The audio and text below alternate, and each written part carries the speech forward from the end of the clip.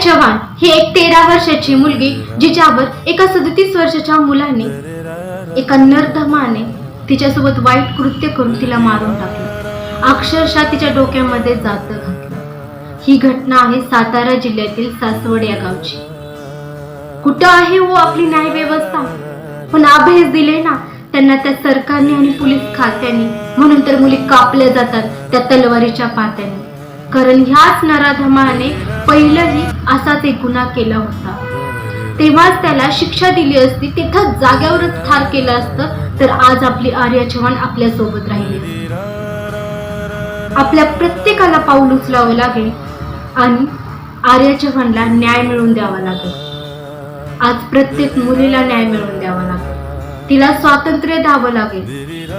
आरक्षण नव्हे हो, संरक्षण पाहिजे। दासी नव्हे, लक्ष्मी हे सूत्र नव्हे। जर त्याच वेळी पोलिसांनी शिक्षा दिली असती तर आज आर्या चव्हाण जिवंत राहिली असती। यात कुणाची चूक आहे? सरकारची, प्रत्येक व्यक्तीची। कारण जर आपण पाऊल पुढे नाही घेतलं तर हा सरकार कधीच जागा होणार नाही।